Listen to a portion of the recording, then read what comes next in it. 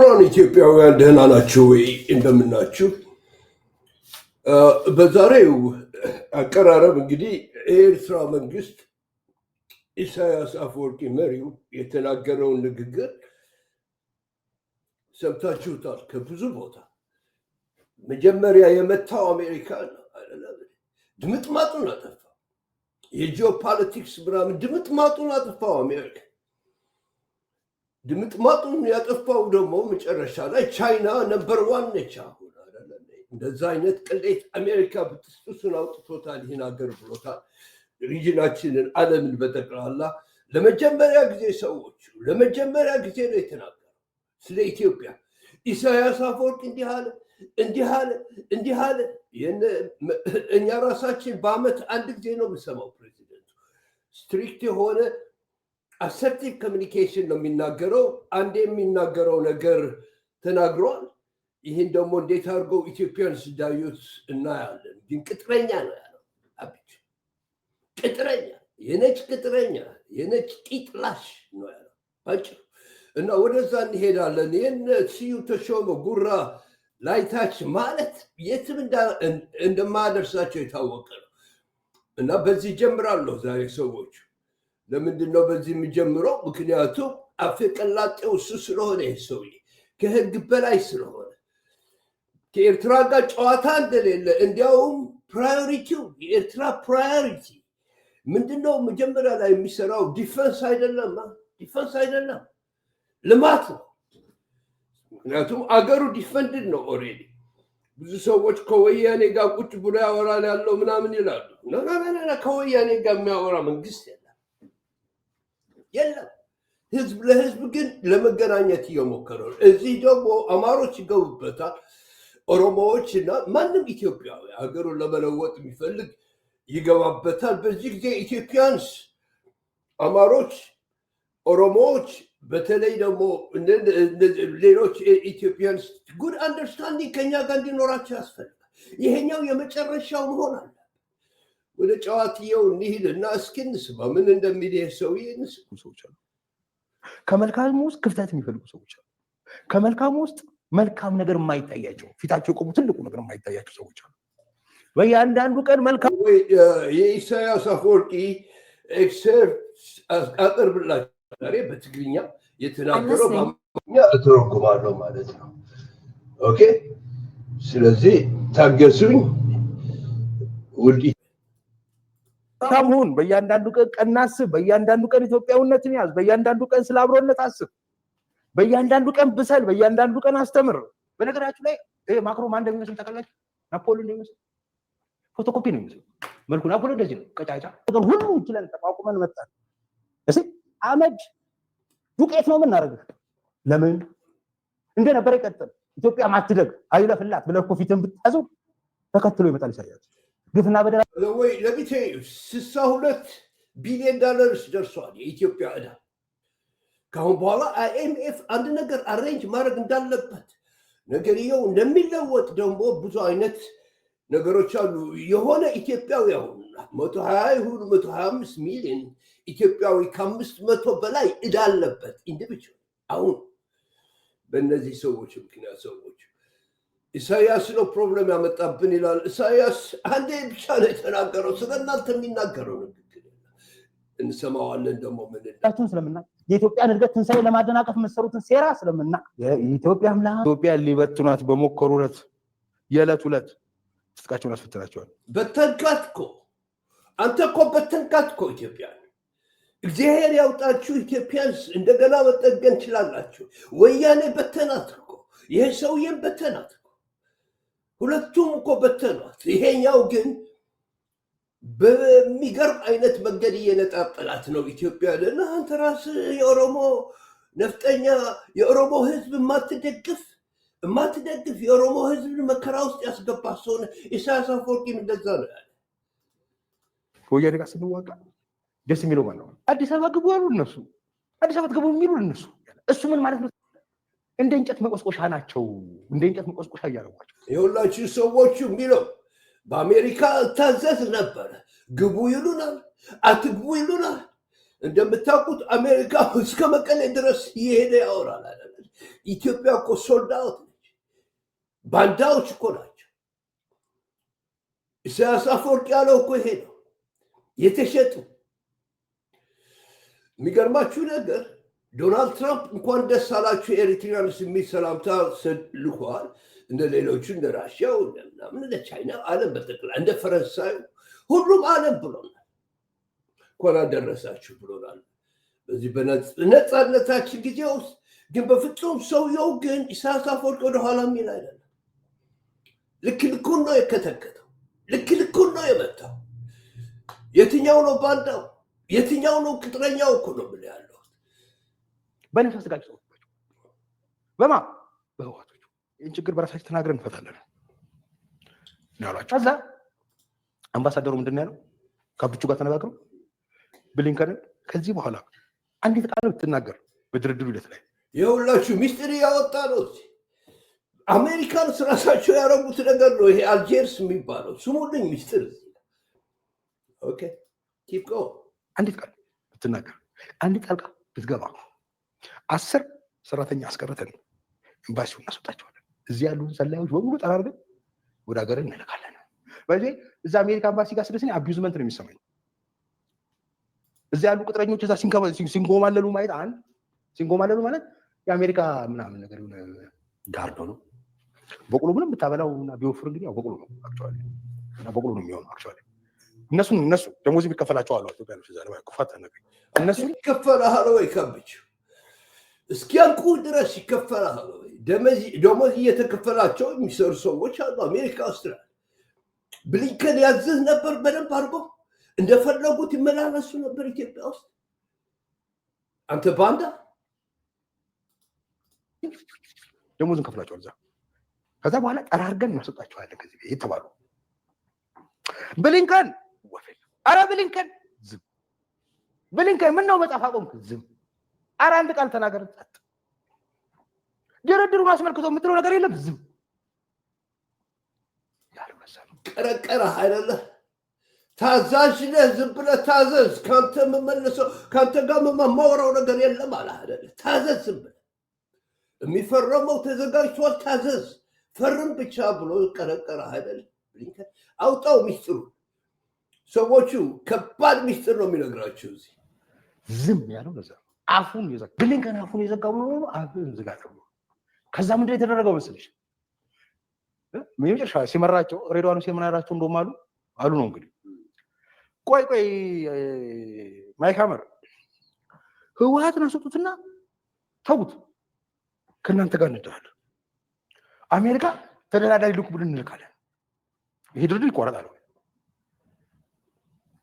ይነዋይ የአሜሪካኖቹ ጣልቃ ገብነት ከሚቋቋሙት ከአቅማቸው በላይ ሲሆንባቸው ሆናል። ድርድሩን አሜሪካ እንልካለን፣ ጌታቸውን ተውት አላቸው። አሜሪካኖቹ እንደዚህ ነገር ፈጽሞ አልጠበቁም። ደንግጠው የት ሄዱ? እዚያቸው ዱብ ብሎ ማለት ኮምሽሽ ብለው ጸጥ አሉ። ከዛ የት ሄዱ? አራዳ ለሌ ጌቾን አንዳሉ የት አንዳቸው ክፍል ሩም። ድርድሩ የተካሄደው መኝታ ቤት ነው።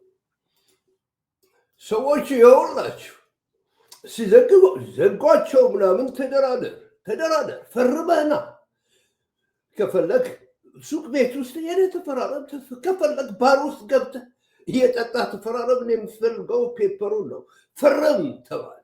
ፈርም ተባለ እና የት እንደተፈረመ ይነግራቸዋል። እነማን ነበሩ ሲፈራረም? እነማን ነበሩ? የሚገርም ከአንዳቸው ሩም ውስጥ ነው። ማማ ባለበት ጌታቸው ሬድዋን እና ሁለቱም ልኡካኖች እና ኖ ሽማግሌው የሚቆጣል አሉ። እንደዚህ ያለ ነገር ኦባሳንጆ ሩም ውስጥ ነው። አንዳቸው ሩም ውስጥ ነው፣ መኝታ ቤት ነው። አንዳቸው ክፍል ሩም እዚያቸው ዱብ ብሎ ማለት ነው። ኮምሽሽ ብለው ጸጥ አሉ። ከዛ የት ሄዱ? ሰዎች ይኸውላችሁ እንግዲህ የተፈራረሙት ጌታቸውና ድሬዳዋ ብቻቸው፣ ሌሎቹ አልነበሩም። ነጻቀን ምናምን ኦኬ። እና አባሳጀው ቁጭ ብሎ ፈርም ተባለ። አባሳጀውን እንደዛ አድርግ የተባለው በአሜሪካ ትዕዛዝ ነው። ብሊንከን አዘዘው። እዛ ሄደ ፈርም። አሁን አታምታታ እና ቤድሩም ውስጥ ነው ይላቸዋል ያለው የተፈራረሙት የጌታቸው መኝታ ቤት ውስጥ ሆቴል ውስጥ ነው እንግዲህ ኦፍኮርስ ድሬዳዋን ወይ ደግሞ የአባሳንጆ ከሶስቱም የአንዱ ሩም ውስጥ ነው የተፈራረሙት። አራዳ ለሌ ጌቾን አንይዳሉ የት አንዳቸው ክፍል ሩም ድርድሩ የተካሄደው መኝታ ቤት ነው። ከአንዳቸው ሩም ውስጥ ነው። ማማ ባለበት ጌታቸው ሬድዋን እና ሁለቱም ሊውቃኖች እና ኖ ሽማግሌው ይቆጣላሉ። እንደዚህ ያለ ነገር ኦባሳንጆ በጣም አግሬሲቭ ነው። እንደዚህ ያለ ግርግሮች ምናምን አይታገስም። ዞር በል ከዚህ ነው እንደዚህ ብያለሁ ተቀበል ነው የሚለው እና ለድርድር አመች ታዘዝ ተባልክ እንጂ ታዘዝ፣ ጊዜ አታጥፋ፣ ታዘዝ። እየተቆጣ ነው ፈርማት ብሎ ያስፈረማ አይደለ? እሺ ሶስቱም ነበሩ ተብሏል። እንግዲህ መኝታ ቤት ውስጥ ነው የተፈራረሙት ሰዎቹ። ሚስጥር እኮ ነው። ጌታቸው ድሬዳዋ አለና ይሄ አባሳንጆ ሌላስ ነበረ ወይ? ሽማግሌም ስለሆነ አቅሙም ስለደከመ ቁጣም ቶሎ ስለሚመጣ ነገር አለ። ጀነራልም ነው ነገር ይቆጣ ነበረ ይላችኋል ያለው። ልክ እንደ ህፃናት ይቆጣቸው ነበር። ስለዚህ ያደረጉት ምንድን ነው? እሱ ጌታቸው ሬድዋን እና ኡሁሩ አንድ ክፍል ዘግቶ ገቡና ቁጭ አሉ።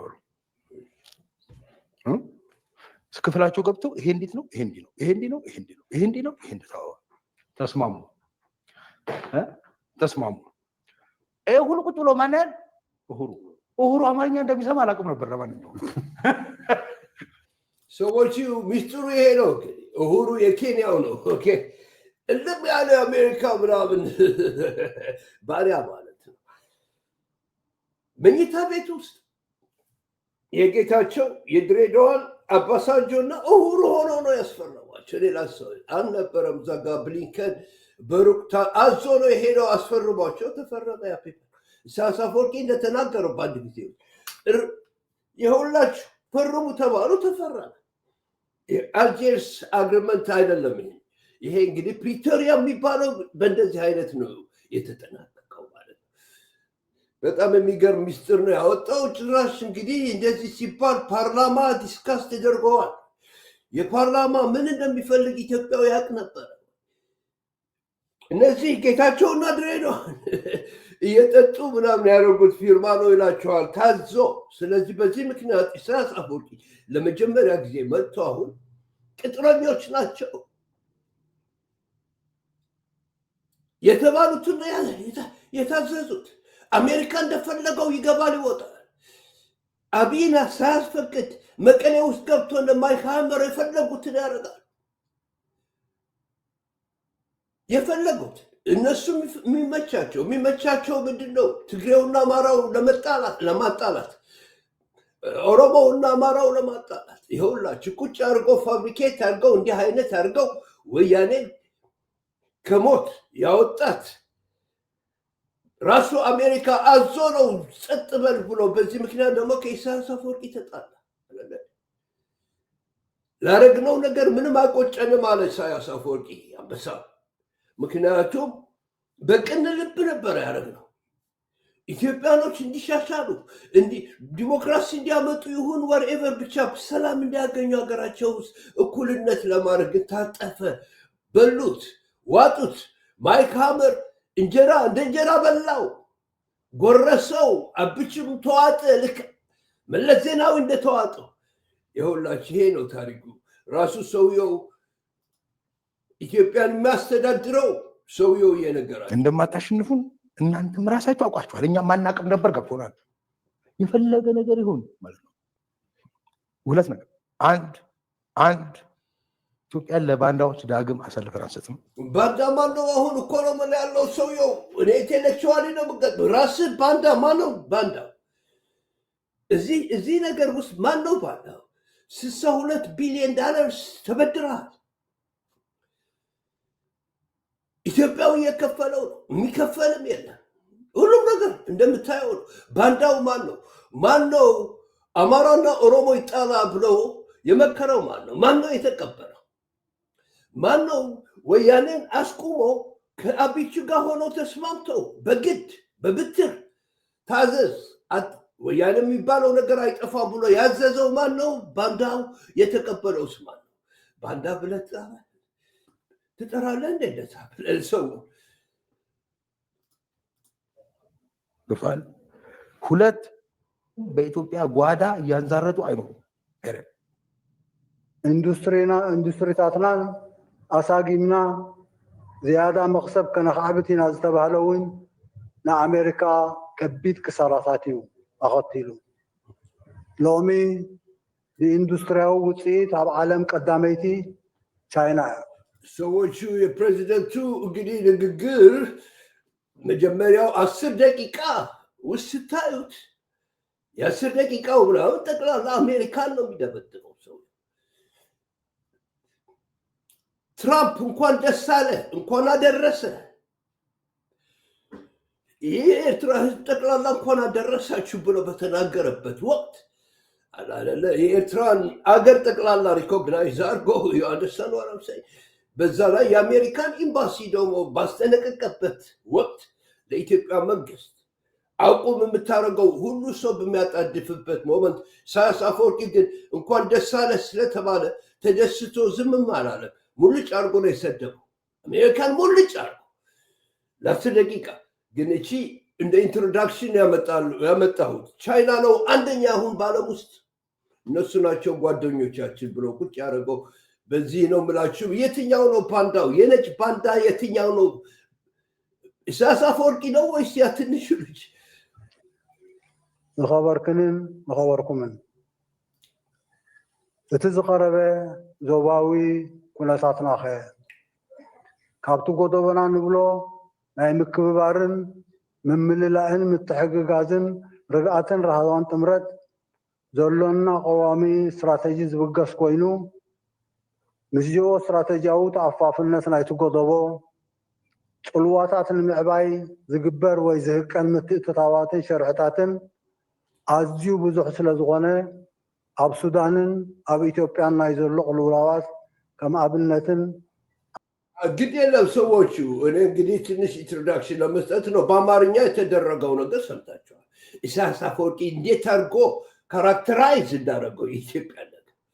ኦኬ ቅጥረኛ፣ የነጭ ቅጥረኛ፣ የነጭ ላሽ እንደዛ አላለም። በእኔ ቃል ነው። አንድ ቃል ብቻ ነው የተናገረው፣ ቅጥረኛ ነው።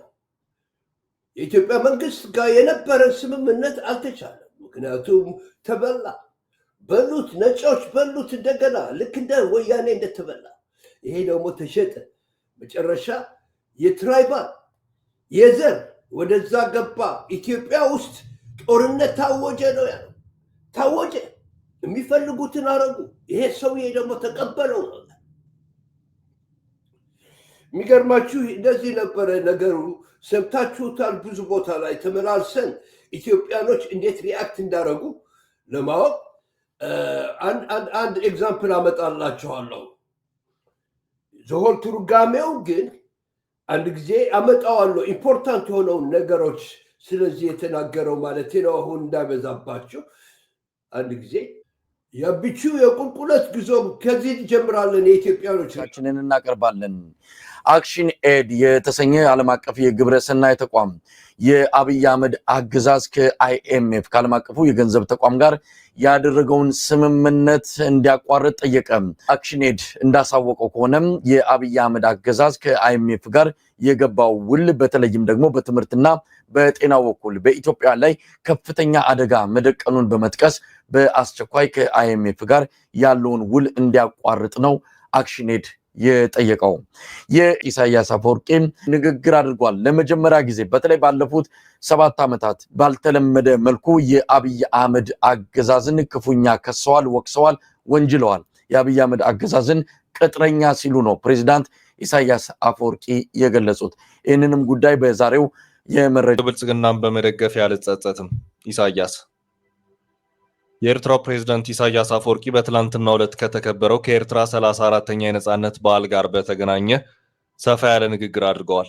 ከተወሰኑ ቃለ ምልልሶችና ኤርትራን የነጻነት ቀን በመሰሉ ስን በዓላት ላይ ከሚያደርጓቸው ንግግሮች ውጪ ብዙም የህዝብ እይታ ውስጥ የሌሉት ኢሳያስ በትላንትናው ዕለት ንግግራቸው ኢትዮጵያን ጨምሮ በርካታ ጉዳዮችን የዳሰሱበትን ንግግር አድርገዋል።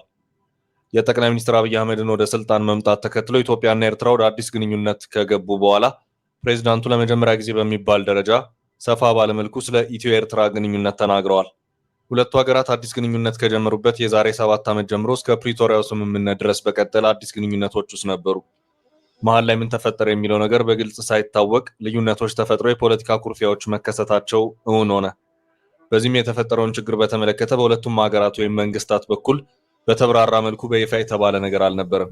በዚሁ በትላንትናው የኤርትራ 34ኛ ዓመት የነጻነት በዓል ላይ ዘለግ ያለ ንግግር ያደረጉት ፕሬዝዳንት ኢሳያስ ከአሜሪካ እስከ ሱዳንና ቻይና በዳሰሱበት ንግግራቸው የኢትዮጵያንን ጉዳይ አንስተው ማብራሪያቸውን ሰጥተዋቸው ጋር ግልጽ የሆነ ፖለቲካዊ ፍቺ መፈጸማቸውን አብራርተው ተናግረዋል። ገዢውን ፓርቲ ብልጽግናንም ወኪል ሲሉም ወርፈውታል። ፕሬዝዳንቱ ገዢውን ፓርቲ ብልጽግና ሳይቀር በስም አንስተው በተቹበት በዚሁ ንግግራቸው ትውልድን ከተሻገረው የኢትዮ ኤርትራ ችግሮች በኋላ ኤርትራ መልሳ ከኢትዮጵያ ጋር ግንኙነት ስትጀምር ብዙ ተስፋዎች ተሰንቀው ነበር ሲሉም ተናግረዋል። ሆኖም በግንኙነቱ ሂደት ውስጥ የተፈጠሩት ሁኔታዎች ተስፋ እንዲሟሽሽ አድርገውታል ሲሉም አክለዋል። ለዚህም ምክንያት ብለው ከጠቀሷቸው ምክንያቶች መካከል አንደኛው የውጭ ኃይሎች ጣልቃ ገብነት የሚል ሲሆን በምን መልኩ እነማን ጣልቃ በመግባት በሁለቱ መንግስታት ወይም ሀገራት መካከል ግንኙነቶቹ መልሰው እንዲሻክሩ እንዳደረጉ ግን የሰጡት ዝርዝር ማብራሪያ የለም። ሰዎቹ እዛ ገብታችሁ ይዩት። ግን ለምንድን ነው የተጣሉት? ማለት ሌላ ሚስጥር ወጥቷል። በደንብ አድርጎ አውጥቶታል ሾርት። እሱ ደግሞ ይዤላችሁ እመጣለሁ። ምንድን ነው አብቹ የጠየቀው? ለምንስ እንደዚህ ሆኑ? ይሄ ነው። ግን በኢሳያስ አፈወርቂ አነጋገር ሰዎቹ ኮምፕሊትሊ ኬዙ ተዘግቷል። ከአብቹ ጋር ኮምፕሊትሊ ተዘግቷል። የኤርትራ ህዝብ የተቀበለው አቀባበል፣ የኢትዮጵያ ህዝብ የተቀበለው አቀባበል አልሰራም፣ አበላሽቶታ ተዘግቷል። ለምን ተዋጠ? በነጮቹ ተዋጠ። እና እንደዚህ አይነት ፕሮብለም ውስጥ ያለው ይሄ አይኤምኤፍ የሚሉት ደግሞ የሚያጠፋው ፍራንክ ቢያዩት ቢልዲንግ ብቻ ነው የሚሰራው። አገር ተርቧል ምናምን እና እንዴት አድርጎ ነው የሚከፍለው የኢትዮጵያ ህዝብ? እንደዚህ ሆነ። ትምህርት ቤት፣ ሕክምና ሁሉ እሱ ኢትዮጵያን ራሳችሁ ታውቁታላችሁ። ግን ለመጀመሪያ ጊዜ ምናልባት አንድ ጊዜ ኢትዮጵያ ብሎ ጠርቷል ኢሳያስ አፈወርቂ። ኔክስት ታይም መጥቼ በደንብ እንሰማዋለን፣ በትግርኛ እተረጉምላቸዋለሁ እኔ በሚገባኝ ቋንቋ። ስለዚህ እንደዚህ ነበረ ሰዎቹ። የኢሳያስ አፈወርቂ ፕራዮሪቲ ምንድን ነው ሲባል የመጀመሪያ ፕራዮሪቲ ማለት ምንድን ነው? አሁን መጀመሪያ ያለው ቻሌንጅ ያለው ምንድን ነው? በጣም ጠቃሚው ነገር ሲባል ልማት ነው እና በ2025 ሁለተኛው አቅጣጫ ካሁን በኋላ ማለት ነው ይሄ አመት እስኪያልቅ ድረስ 3 ነገር ይደረጋል ኤርትራ ውስጥ አለ። አንዱ ህዝቡ ኢኮኖሚክ ስትራክቸር ውስጥ እንዲገባ፣ ሁለተኛው ጋቨርንመንቱና ይሄ ሰራዊቱ ዋትኤቨር ሲሰሩት የነበረ ጠቅላላ በኤርትራ ውስጥ የሚደረገው የነበረ ኮንስትራክሽን ቢልዲንግ ማለት ኔሽን ቢልዲንግ ይሄ አብቹ የሚሰራው ብልጭልጭ ሳይሆን ኔሽን ቢልዲንግ የኢኮኖሚክ ስትራክቸር ማስያዝ፣ ኤሌክትሪሲቲ፣ የፊሸሪስ፣ የዋተር ሪዘርቬሽን አለ አይደለ? እንደዚህ አይነት ሪፎረስቴሽን፣ አትክልት ውስጥ መግባት፣ ምግብ ውስጥ፣ ፍሩት ውስጥ፣ እንደዚህ አይነት ነገሮች ውስጥ ዲቨሎፕመንት፣ ኤሌክትሪሲቲም ጭምር፣ ትምህርትም ጭምር። ሶስተኛ ግን የሚገባው አሁን ለመጀመሪያ ጊዜ ኢኮኖሚ ውስጥ የሚንቀሳቀሰው የኤርትራ ህዝብ በውጭ ሀገር ያለው እሱም ይገባበታል ብሏል። በጣም አሪፍ የሆነ ፕሬዲክሽን ነው። የምንጠብቀው የነበረ ይሄ ነው። ውጭ ሀገር ያለው ኤርትራዊ አገር ውስጥ ገብቶ ሀብት ያለው ኤርትራዊ እዛ ቢዝነስስ እንዲያደርግ እስካሁን ድረስ ኤሌክትሪሲቲ፣ ዋተር ምናምን ሃውሲንግ ፕሮብሌሞች ነበሩ። እሱን ያቃለሉ ይመስለኛል። ስለዚህ ሰዎች በአንድ ቃል ገልጾታል። ባሪያ ነህ ብሎታል። አንተ ባሪያ ነህ ብሎታል። አሴምታ ብዙ መከራ አለ። እኛን ለማስቆም የሚፈልጉት ብዙ ናቸዋል። ብዙ ናቸው ከውጭ ኦፍኮርስ እነሱ ነጮች ናቸው። ግን አንድ ሰው አያቆመንም ብሏል ኢሳያስ አፈወርቂ እና በዚህ ለያቸዋለሁ። እኔ አምቼው ዘንድ ስነግራችሁ እንዲህ ብዬ እናንተ የኢትዮጵያን ስትራግል እኔ በወገኔ በራሴ እደግፈዋለሁ። ፋኖ ማሸነፍ አለበት። ካሁን በኋላ ተስማምተን እንድንኖር አንዳንድ የአማሮች የኢትዮጵያን ጠቅላላ ሪአክሽንስ ደግሞ እዚህ ያመጣሁ ዲስካስ አደርጋለሁ። ለምን እኔ ራሴ ፋኖ ነኝ። ፋኖ ቅሌት እስኪ እስኪያመጣ ድረስ on Eritreans I hope not anymore I hope not እስከዛው ድረስ ግን እኔ ከፋኖ ጋር ፋኖ ይሄ ትግራዮችና የኤርትራያኖች የሚደረግ ያለው ግንኙነት ውስጥ እንዲገባ እጠራችኋለሁ። ግቡበት፣ ክፍት ነው፣ ለእናንተም ክፍት ነው። ስለዚህ ወንድማማችነታችንን ዲቨሎፕ የምናደርግበት ጊዜ ነው። ሰዎቹ ወደ ላይ አድርጉት፣ የፍቅር ብቻ ነው። ግን ኢሳያስ አፈወርቂ እንዲህ አለ፣ እንዲህ ብለውና እንዲህ አረገ፣ እንዲህ አንድ ቃል ብቻ ነው ኤርትራ ከ2 ዓመት በኋላ አንዴ ብቻ ዛሬ ተናገረና እንዲህ አለ፣ እንዲህ ፕላን አረጉ የሚባል ነገር የለም። የነቆሪጥ ፊቸር ደግሞ ነው። እንዴት ነው በምን እንደሚያልቁ አላቅም። እንኳን ደስ አላችሁ። በጣም የሚያሳዝን ሞመንት ነው ያለው ኢትዮጵያ ውስጥ። በጣም የሚያሳዝን፣ በጣም ነጮች ተጫወቱበት። ጦርነት እንዲበላሉ አደረገ። ይሳሳው ይሄ መንግስት በኢትዮጵያኖች ላይ ነው ጦርነት ያወጀው። በሌላ ጋር አረግ ሶማሌን ነክቶ አያውቅም፣ ኤርትራን ነክቶ አያውቅም፣ ጅቡቲን ነክቶ አያውቅም፣ ሱዳንን ነክቶ አያውቅም። ሰው ሱዳንም እንደዛ ስለ ሱዳን የተናገረው ማለትና የነጭ ስራ ነው፣ ባሪያ ነው። በሀገሩ ውስጥ በኢትዮጵያኖች ነው እንደዚህ አይነት እንዲያረግ ታዝዞ የሚያደርገው ያለው። ለዛ ነው እስካሁን ድረስ ሲደበድብ ዝም ያሉ ሰዎች። ይሄ ነገር በደንብ አድርጋችሁ አስተውሉት እና ትግሉ ኢን ባክግራውንድ እኛ ኤሪትሪያንስ በደንብ እንደግፈዋል። 1 2 3 የለውም። ዲፕሎማቲክ ሪሌሽንሽፕ ግን የነፋኖ ጉዳይ ነው። እንዴት አድርገው መገናኘት እንደሚችሉ እሱን ከአቅሜ በላይ ስለሆነ እተዋለሁ። ሰዎቹ ይሄ ትግል አብረን የምንሄድበት ትግል ነው። አይዟችሁ። ኤርትራዊ አብቹን መንግስት ጋር ሲያመጣ አልቆጨው ተካድን። ወያኔን ስናመጣ መንግስቱ ኃይለማርያምን ገንጥለንም አልቆጨንም፣ ግን ተነከስ። የሆነ ሆኖ አሁን ግን በኤክስፔሪየንስ እየተማራችሁ አማሮች ራሳችሁ እኛ የደረሰብን ነገር እየደረሳችሁ ነው። ስለዚህ እኔ ፋኖ ነኝ እያምታታህ ወሬ እያመጣሁ የምናገር ሰው አይደለሁም። ሰዎች እኔ ፋኖ ነኝ። ምን ማለት ነው? በስነ ስርዓት ግራውንድ ውስጥ ያለ ነገር ነው የምናገረው። ኦኬ ወያኔ እንዲህ የተገለባበጠች ነው። ወሬቨር የራሷ ጉዳይ ነው። እስካሁን ድረስ ወያኔ ራሷ ኮንፊውዝድ ሆናለች። ግን እኔ ፋኖ ነኝ። እኔ ከኢትዮጵያ ህዝብ ጋር፣ እኔ ከትግራይ ህዝብ ጋር። ይሄ ጽምዶ የሚባለው አብረን የምናደርገው ደግሞ ሁላችን ነን ሰዎች። I'll see you next time in the next show and have a good time. እንኳን አደረሰን ለኤርትራ 34ኛው የነጻነት በዓል። ከዚህ መከራ ውስጥ አንድ ፕሬሽየስ የሆነ ነገር እንደሚመጣ አውቃለሁ። ለዛ ታገላለሁ። I'll see you good ኢትዮጵያውያን። አይዟችሁ፣ ረጋ በሉ። ያጣድፉታል። አዲስ አበባ ውስጥ ይገባል፣ በቅርቡ ይገባል። ፋኖዎች ደግሞ ቶሎ ብላችሁ ፊክስ አድርጉት። ይሄ ፖለቲካል ዲፈረንሳችሁ አንድ ላይ መታችኋል። አይዟችሁ። እኛ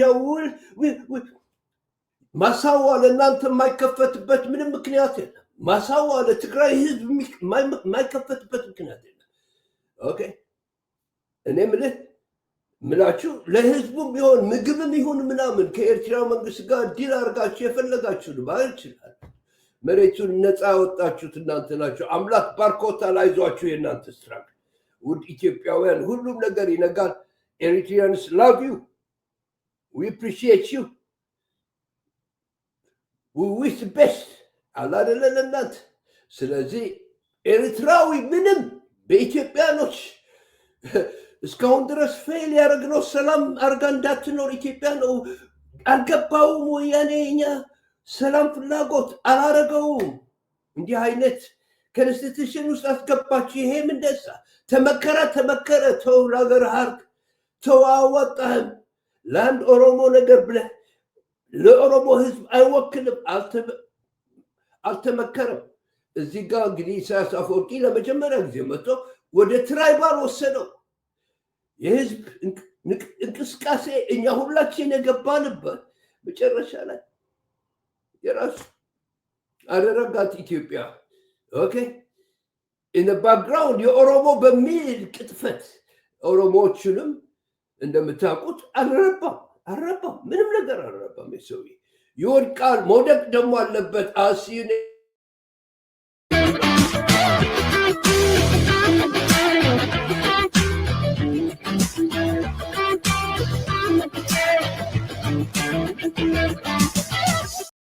ብዙ ስራ ሰራለሁ ካሁን በኋላ በአማርኛ ብዙ ስራ ከተቻለ ደግሞ ከኢንቴሌክቹዋልስ የኢትዮጵያ ኢንቴሌክቹዋልስ የፋኖ ኢንቴሌክቹዋልስ ማነጋገር አብሮ ማቀራረብ ነው I'll see you next time